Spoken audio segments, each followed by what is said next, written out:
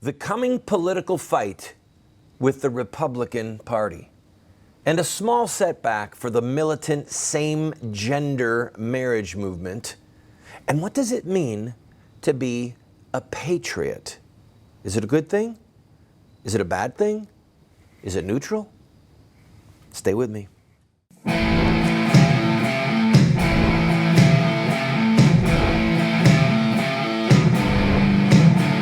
Those who forsake the law praise the wicked.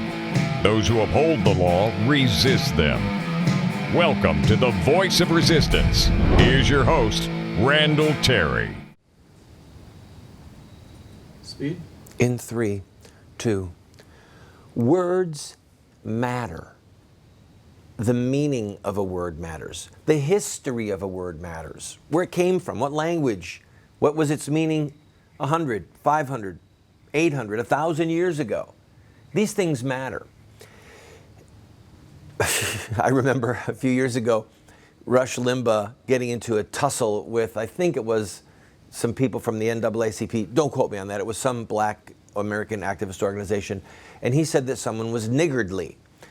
Now, for those of you who understand English, you know that the word niggardly means someone who's miserly, somebody who won't give, somebody who's tight-fisted with their money, a tightwad. And there were these black activists who thought that he was making a racial slur because they didn't know the word. So because they were ill-read and they were looking for some way to pick a fight, they demanded that Rush Limbaugh issue an apology. He said, apologize for what? And then when they found out what the word was, some of them still demanded that Rush make an apology because it sounded similar to a racial slur. Lord have mercy on us. So words matter, okay? I want to talk to you for a minute. We're going to talk a lot today on today's program about the Republican Party and our coming fights, the militant homosexual movement, why they're militant. I'll explain that. Some people are commenting on our show. But I want to talk about patriotism for a minute, the word patriot. And what does it mean to be a patriot? So, ready for an English language lesson that involves Greek and Latin? Contemporary uses and old uses? You ready? All right, here we go. If you look at Bing, all right, because right now I'm boycotting Google. If you look at Bing, the Bing definition of patriot is supporter of own country, a proud supporter or defender of his or her country and its way of life. Random House has this definition: a person who loves, supports, and defends his or her country and its interests. Number 2, a person who regards himself or herself as a defender, especially of individual rights, against presumed interference by the federal government. Now, I think that a lot of us would think of that definition, but you have to understand, that's a very recent definition, a very recent use of the word. So let's look at Greek and Latin, because that's where the word comes from. From the Greeks, we have patriotes, which means fellow countrymen. It also comes from the word patrios, of one's father, or patris, the fatherland. And all of these come from pater, which means father. All right? So the fatherland, where did we hear that? Germany, right? The fatherland. Remember Hitler would talk about the fatherland? The land of one's fathers, okay? They were the people who use that word, patriot. I'm a patriot. That means that we're defending the land of my fathers.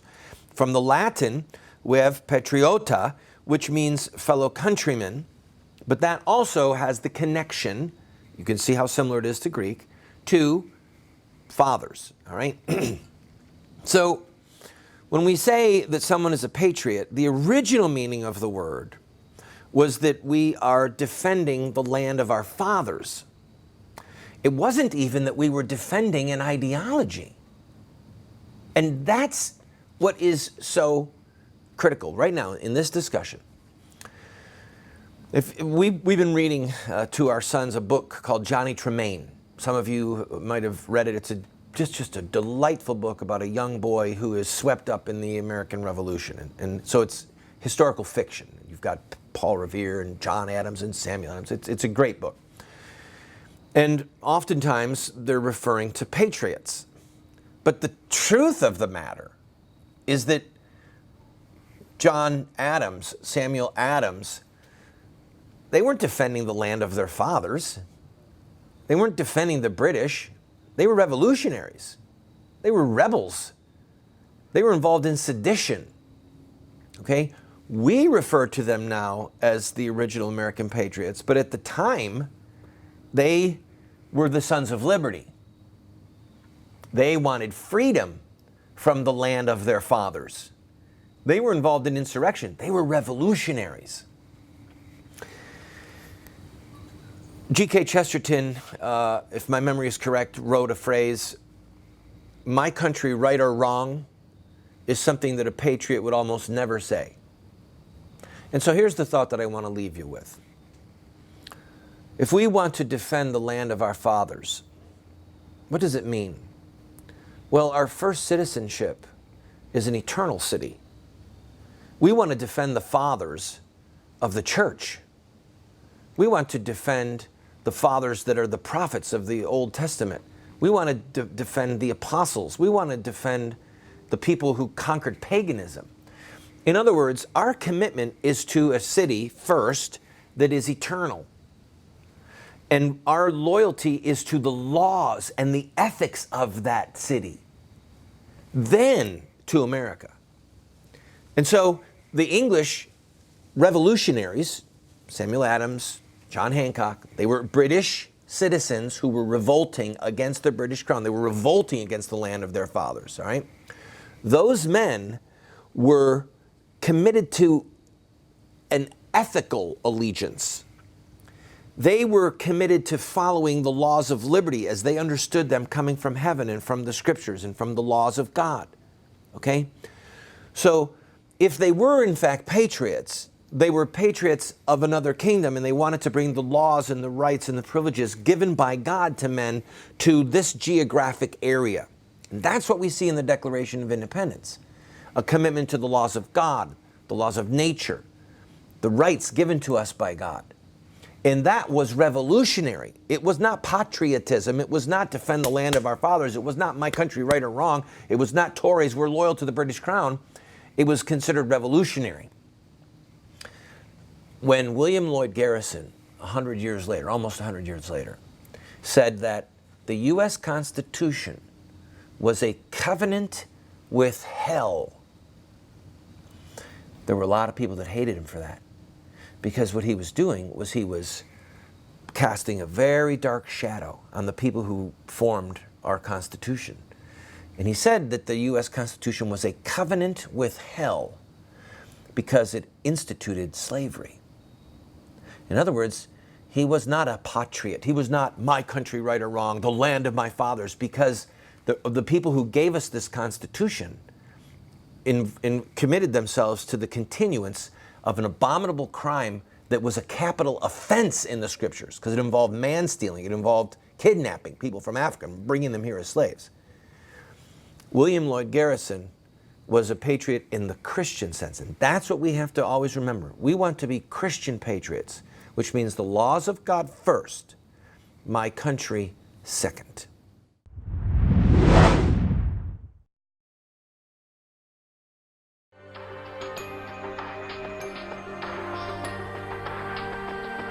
You have two choices. I mean, you can try to raise your children by design, or you will raise them by default.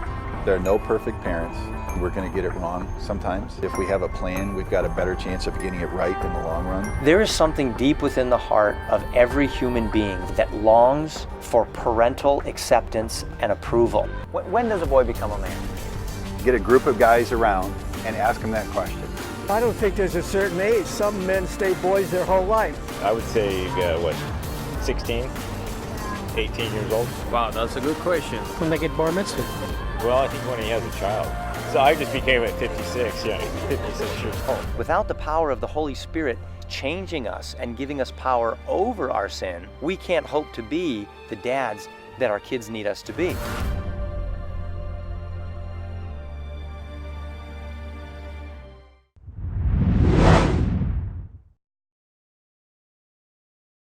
as we consider patriotism and the coming fights that we're going to have with the Republican Party, the Democratic Party, even after the sweeping victories of the 2014 election, and we look at the militant homosexual juggernaut, I'm trying to frame this discussion for you in a way that helps mold your mind, your soul, your words, and your activities so that they best reflect your allegiance to heaven first. I was reading last night in one of the historical books of the scriptures. I think it was First Chronicles, if my memory is correct. Might have been Second Chronicles. Anyway, it was about Solomon when he dedicated the temple, and fire of God came down. It was just a tremendous experience with the glory of God, the Shekinah glory of God, and God spoke to Solomon and said, "If you serve me and you keep my commandments, I'll bless this place." He said, "But if you turn your back on me, you or your sons, and you worship other gods," God said, "I will obliterate this house. I will destroy this house which bears my name. And I will make this a lesson to everyone to watch. It'll be a byword. Like, whoa, this is what happens when people turn their back on God." So, fast forward to the life of Jeremiah the prophet, when God's warning to Solomon is about to take place, and the Babylonians are coming, and they're going to destroy Jerusalem, raze it, and they're going to destroy the temple. All right? God himself warned Solomon. And now Jeremiah is about to see it fulfilled, and the Jews living in Jerusalem at that time are going to see it fulfilled because they turned their back on God. So they were saying, "No, we have to stand up for Israel. We have to stand up for Israel." Jeremiah said, "You might as well just surrender to the Babylonians, because if you'll surrender, you'll live. If you fight, you're going to die. The city is going to fall to the Babylonians." There were people who arrested Jeremiah and said that he was a traitor, basically, because he was demoralizing people. But he wasn't saying my country right or wrong. He was saying God's law. The Lord is king of the world. God is sending the Babylonians to destroy this house, to destroy Solomon's temple, just like he said he would. And the reason this is so critical is because you and I are not just fighting a partisan, Democrat versus Republican battle in politics. We're not just fighting to win elections at the local, state, or federal level. This isn't just a battle over who gets the White House in 2016. Will it be Hillary or will it be Romney? This is a fight over the soul of the nation, over the survival, I would argue, of at least our liberties. I mean, the geographic ground, the turf, the earth is going to be here, okay? It's just a question of who's going to control it, who's going to serve it, who's going to lead it. As we enter these fights, we need to self-consciously hold to the ethics of heaven and publicly say it. The founders of this republic, look at the Declaration of Independence, they referred to God 4 times. The laws of God, the rights that God grants us, the God who hears prayers, the God who judges, okay? They prayed that God would judge between the Brits and the Americans. So they weren't embarrassed to bring God into the equation. They weren't embarrassed to talk about the laws of God, and neither should we be. Because if we are, and if we just become partisan warriors, defending the Republican Party so that we can be patriots and we can get our country back into the hands of the Republican Party, then we are doomed to failure. Because God is the ruler of the nations, and he's looking for people who will speak in his name and speak to the nations so that this nation in particular will again bow its knee to him, embrace his laws, love what he loves, hate what he hates, and will fight for justice and freedom as defined not by Obama, not by John Boehner, not by Mitch McConnell, certainly not by the Supreme Court of the United States, but by God's laws.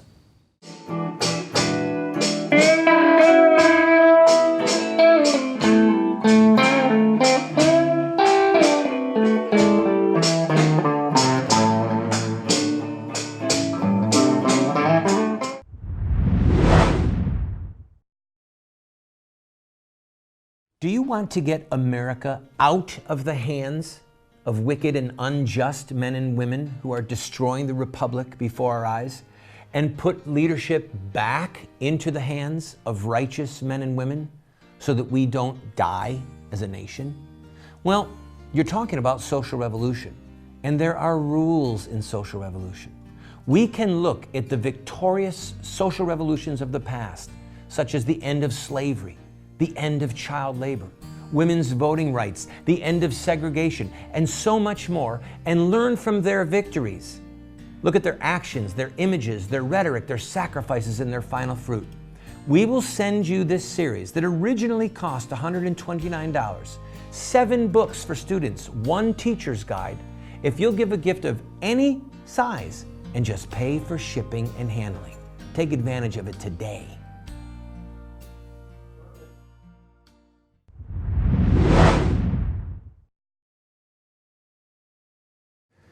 Welcome back to the program, friend. If you hear a train whistle going off or you see something fly by, it's because we're actually outside. We are trying very hard to get our studio finished before the really cold weather sets in. And I ask you to join us in praying to that end. And if you want to help us, go to our website, voiceofresistance.com, make a contribution to help pay for the finishing. We're talking about the little setback for the militant same-gender homosexual activists. And we're getting some questions online saying, why do you call them militant? Well, first let's talk about the setback. Justice Sotomayor upheld the ban on homosexual marriage in Kansas, which has some people scratching their heads. Don't worry, she could change her mind quickly. And what I did not have a chance to read as to why they jumped. So the militant homosexuals who were bringing suit against Kansas went to a federal circuit, a local judge, a district judge, and the judge threw away the law, and somebody appealed right to Sotomayor, who's in charge of that area, and she said, no, the law stands. But she also asked the ACLU to give her a brief why she should strike it down. Also, a few days ago, the Sixth Circuit Court of Appeals upheld the Michigan law, which struck down, or rather upheld the Michigan law, which says, no, you cannot have homosexual marriage. And the Sixth Circuit is over Michigan, Ohio, Kentucky, and Tennessee. So the bans in those states will remain in effect, which of course means that now we've got the Sixth Circuit saying you can ban homosexual marriage, and you have other circuits that say, no, you can't. It denies people their liberty, blah, blah, blah. We're patriots. We want homosexuals to have marriage. And it's going to go to the Supreme Court at some point. Now, I want to talk for you for just a minute about what it means to be militant. Here is the definition of militant from the Merriam-Webster Dictionary. Engaged in warfare or combat. And then aggressively active as in a cause. Combative. Militant conservationists, or a militant attitude. All right, here's what the Oxford Dictionary says about being militant, that it's an adjective, combative and aggressive in support of a political or social cause, and typically favoring extreme, violent, or confrontational methods. Extreme? Well, I would say that in the course of human events, it's extreme to say that 2 people who are of the same gender who participate in certain sexual activities that were almost universally thought of as sinful, dysfunctional, just really sad, sinful. To take those acts, that defining act, and to say that these 2 people who do this act now constitute a legal entity in a marriage, that's an extreme position. Confrontational methods. Some of you are too young to remember Queer Nation, ACT UP, Fighting Fairies. These were the names of groups in the 1980s and the early 90s that would do outrageous things to bring people to face with the homosexual agenda. They were militant homosexuals. They were using confrontational and extreme, once in a while violent. There were some riots, Stonewall riots down in New York City. So when I say the militant homosexuals, I mean that with surgical precision. Now, I've got to take a break, and I'm going to finish up with this thought when we come back, talk to you about the Republicans. But I want to juxtapose militant homosexuals with the church militant and talk to you about when we fight for what is right versus when we fight for what is wrong. Don't go away.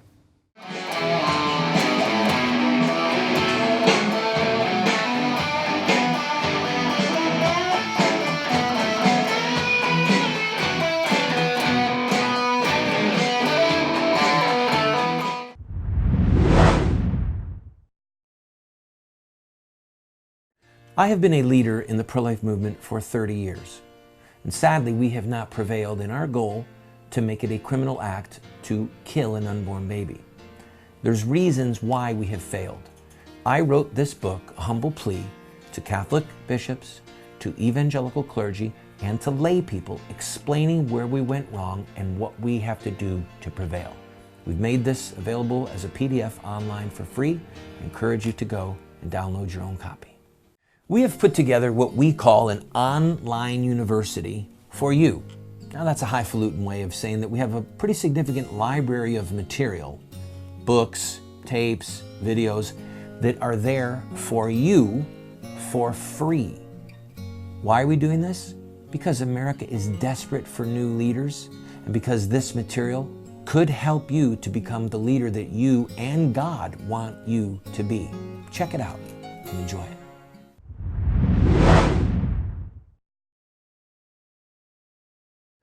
We have coming conflicts with the Republican leadership. Mark my words. So we're talking about being militant. Here's the definition of the 1913 Webster Dictionary for the church militant. The Christian church on earth, which is supposed to be engaged in a constant warfare against its enemies, and is thus distinguished from the church triumphant in heaven. Okay? The church triumphant is in heaven, the church militant is here on earth. And if you use the Oxford definition, typically favoring extreme, violent, or confrontational methods, combative and aggressive in support of a political or social cause, well, that would define the Christian church. The first 300 years, they were standing against the Caesars. They were espousing a view and an agenda, ethically and politically, that was completely revolutionary at the time. The church militant. Now, the Republican Party, the leader of the House, John Boehner, he spent time trying to elect two openly homosexual Republicans, Carl DeMaio and Richard Tissey. Both of these men are advocating homosexual marriage. Both of them are militants, right? They're fighting for their cause. And both of them lost. But Boehner is a baptized Catholic. He's supposed to be faithful to the teachings of the Catholic Church. He's supposed to be in the church militant, fighting for truth and justice and matrimony as defined by God. Instead, he's funding the enemies of Catholic matrimony, historic Christian matrimony. And that makes him a traitor. And it means that we're going to be in conflict with him and other Republicans. And let me say one other thing about mercy and kindness and love. Think of the sin that you hate the most, or think of the sins that you struggle with. All of us have sins we struggle with. All of us have things that we regret that we've done, things that we regret we've said, things we wish we had done differently, things we failed to do and we wish we had done. It's one thing to grieve over those sins, to fight against them, to go on a monumental struggle. It's another thing to say, you know what? That's really not a sin. No, it's not a sin for me. It's not a sin for anybody. And I'm going to fight so that anybody can do that thing at all times and no one will ever say it's a sin again. That's what we have going on with the homosexuals. We can love anybody trapped in any sin or wrestling with any sin and offer the mercy of God, the redemption of God, the help through the struggle. But when you say to them, this is no longer a sin, and you try and institute that sinful behavior as something good and laudable, that's a big problem. And that's where we're at today.